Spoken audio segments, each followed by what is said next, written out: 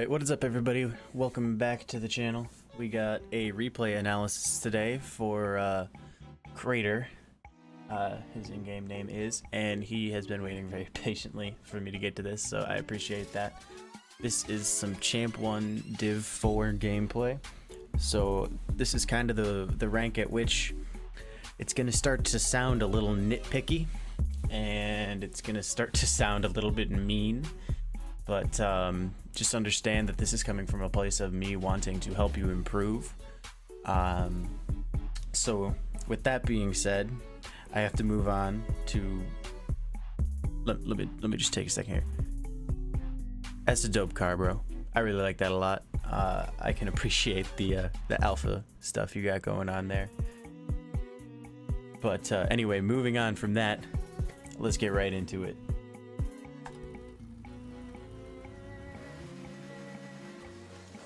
Oh my god, I failed. There we go. Let me rewatch this kickoff. You get it a little bit too direct on that, and you might have been trying to steer it to him, so that's fine. It worked out there. I actually like the patience in that particular case. You want to feel out if they're a threat to you. Good decision to leave. Alright, after this touch here into the wall, I personally would recommend that you just leave, because it's pretty likely that Blaze is going to beat you to this, and your teammate is very close. So if Blaze got a good clear on this, you could be screwed. So we don't want to do this.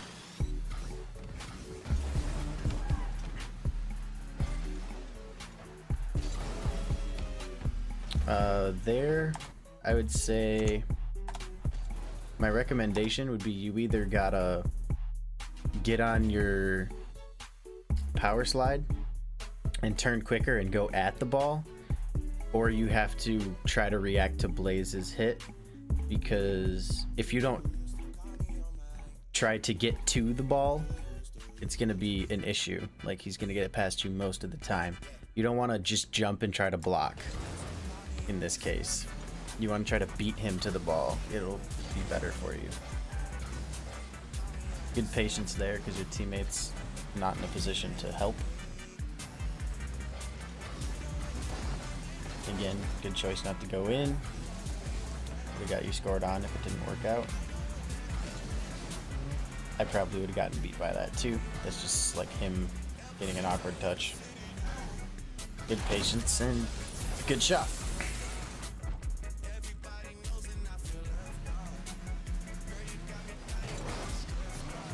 Personally, I'm not a big fan of cheating, mostly because I find it never works for me, but I mean, if it works for you, keep doing it.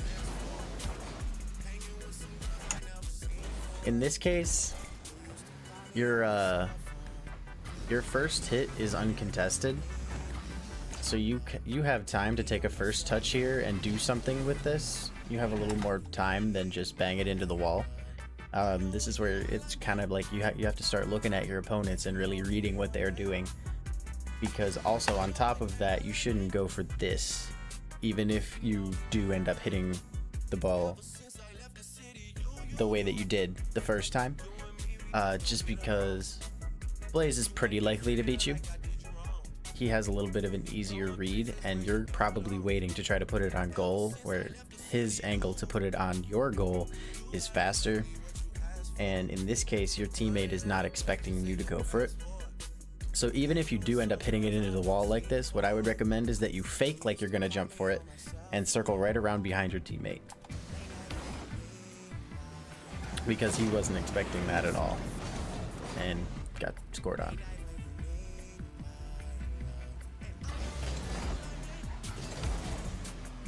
This is a little too direct on the kickoff. Again, I like to try to swerve a little bit more so that you're catching the ball more in the middle, like being just a bit closer to this line here on the right side, and then as you cut into the ball, you want to try to be hitting it squarely in the center instead of on the side like this, because then it's obviously just going to pinch out that way.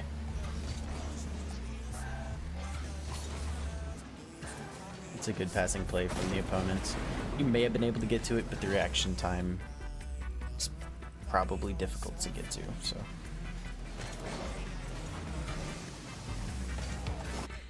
Alright, here's an instance, like, cheating here kind of worked for you. But you need to acknowledge the fact that Blaze is going to go for boost.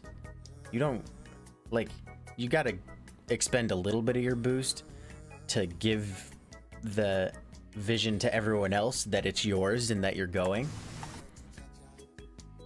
But in my opinion, you could have gone straight for that boost because you're gonna beat Blaze to it, guaranteed, and still get the ball because the ball will roll there faster. Then Blaze will be able to get to the boost and get back. And then once you are in this position, you had a lot more time to do something a little more creative, rather than what ended up happening being like you're trying to rush, you're trying to hurry, get the ball over, get the ball center or whatever, but your teammate went for boost. And that left the middle of the field open and they could just hit it straight back down the middle. So moral of the story, try to take either a little more time there or go for the boost of the person who went for kickoff, because they'll just have to go back to their corner at that point.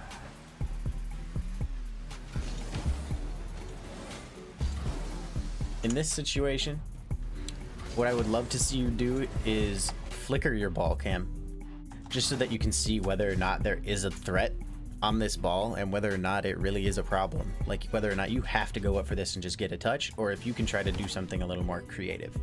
And here you can see you had time, and it ends up just being more of a pass to the other team. Here, if you're gonna commit and you're gonna go, it's gotta be full on, full boost go, because he is nowhere near as far away from this ball as you are. So you wanna be a lot, like, you have to go if you're jumping for this, because you kind of like let off and tried to steer it or whatever, and that resulted in him beating you, because he's gonna have a jump off the wall and a dodge and boost, and you have to fast aerial to it. So you got to anticipate that burst of speed he's gonna get. And then going from this position, good to pick up the boost, but you got to get in front of this. The shot attempt, like where you do jump, you haven't accomplished anything, and your teammate also jumps.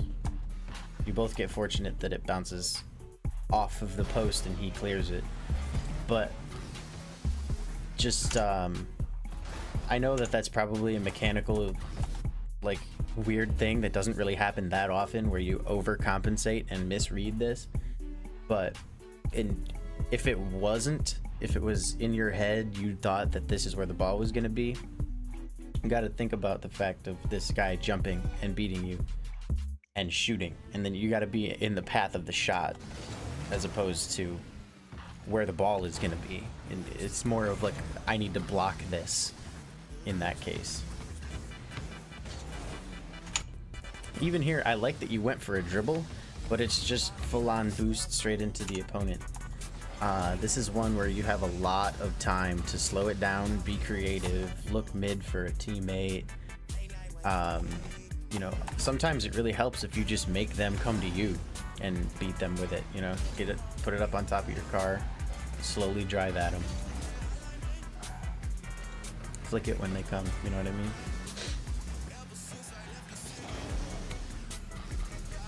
That one's not bad because you forced him to get a bad touch. Looking for a bump isn't all that bad either. You're in a decent spot to do it. Good decision to turn.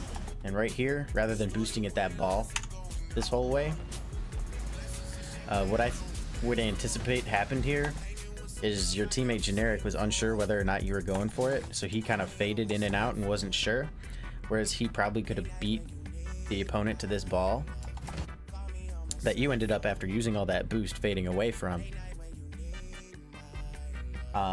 So if you don't use all that boost and you don't go toward that ball, Generic might have beaten this guy to the ball and gotten maybe a shot, or at least gotten a 50 on it, and you'd be further back the field with more boost instead of trying to escape this demo. I appreciate you're not the type of person to follow rule number 1. I don't know why people do that, but I'm glad that you didn't, and it's a good effort to make the save there.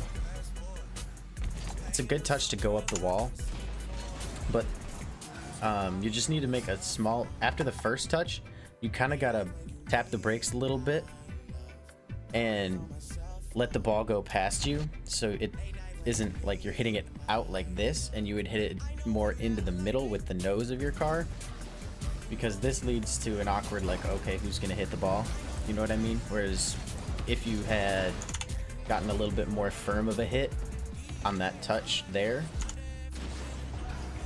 so like, let's say you get this touch, you brake automatically, and then you get to a point where you're right behind the ball and you can hit it toward the middle, and then you get a solid hit across the middle that probably, if from this angle, you would hit it off the backboard and out to where your teammate might have a chance at a shot, instead of like, let's try to pinch it and see what happens, you know? That's a really good turn, because you get his boost.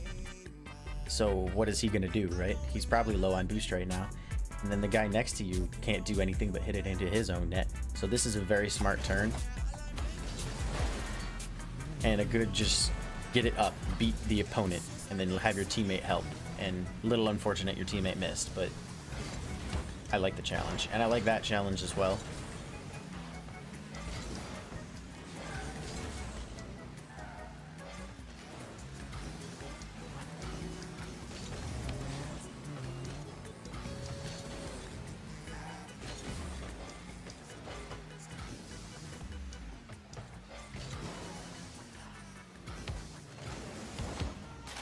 Good play, good play. I like that. Yeah, I like that.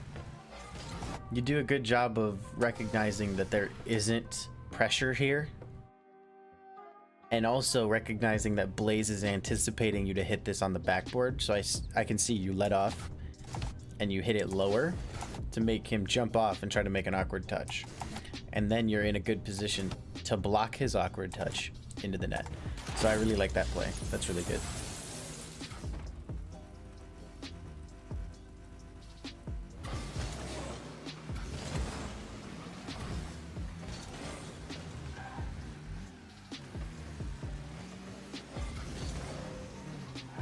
I would say try to keep this closer to you. Don't just smack it away. I know you're low on boost, but you have enough boost that you could pick that up and flick it.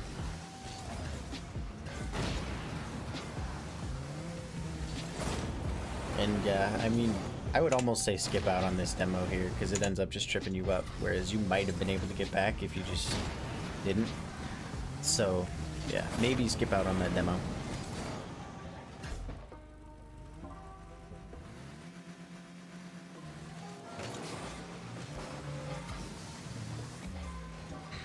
See, in this situation, this is one where, like, you could very easily have scored this, because if you pay attention, off kickoff,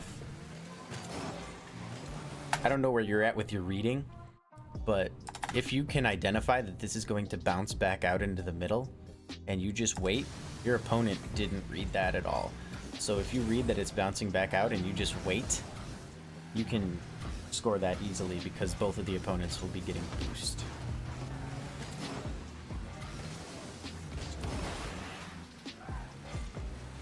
There, I would say you need to be going back this whole time instead of just kind of waiting and watching, because even if he did pass to you, which is what I'm assuming you were waiting for, you didn't have the boost to do anything if it wasn't square on your nose. So yeah.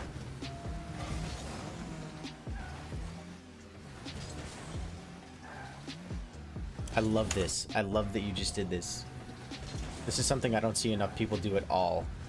But I love that you use the right stick. Nobody does that. But you just take a peek over, see what Blaze is doing. Is his recovery going to be fast, slow, what? This is great. Absolutely great. Awareness needs to be up there, and I like that it is. Good patience. Good patience. That's your goal.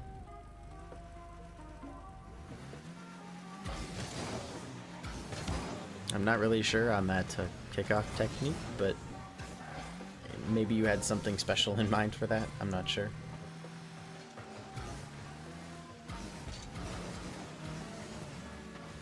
I would personally recommend you don't jump for this, because your teammate is like right there, and if it's not a hard ball at you, GP Mars could easily score it if he knew what he was doing a little better. And even then, it's not a difficult counterattack. Extremely lucky that they missed there. But yeah, I wouldn't recommend jumping at something when your teammate is on the back wall that you're not 100% confident you're going to score.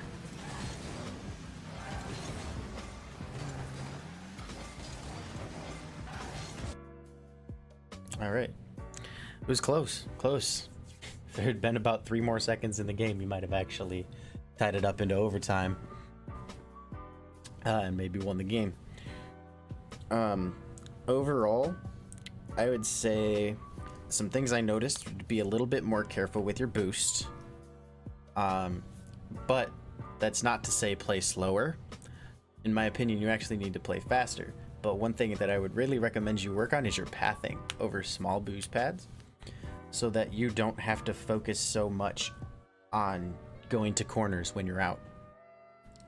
Just naturally pathing over those boost pads is going to be tremendous for you in keeping momentum. And in twos, one of the biggest things that I've seen in helping myself rank up is keeping that momentum. So I very highly recommend that you do that. And your awareness, when you choose for it to be, like I could tell you were towards the end there, being very aware is very good. But it seems like at the beginning of the game, it wasn't quite there as much. You weren't like thinking quite so much about the opponents. And if you just bring that level up just a little bit, I think you could very easily, if you aren't already, you could be Champ 2. You're very solid mechanically. You're not making too many missed touches or anything, in my opinion, to keep you out of Champ 2. You're hitting most everything you're going for. You're a very solid player, but just try to keep that momentum up. Try to play a little bit faster, because when you do that, now that gives you the tool of being able to slow down the game and make the opponents come at you when you choose for that to happen. And in my opinion, for me personally, that's one of my strongest assets. That's one of the ways I score the most. So that's the way that I'm going to recommend for you to play. If that doesn't work out for you, I'm sorry, but that's just the way that I play the game and the way that I see, you know, the things that I'm going to see are going to be the things I wouldn't do, etc., etc. But anyway, hopefully this wasn't too mean or anything. I really am not trying to be mean. I'm trying to be helpful to you. I'm not trying to be insulting or anything, so hopefully that comes across. But anyway, thank you very much for sending me this replay analysis to do, and I hope it helps you a ton. Let me know how it goes for you, what you think of it. And for everybody else watching, I hope I will see you all in the next video. Have a great rest of your day. Peace.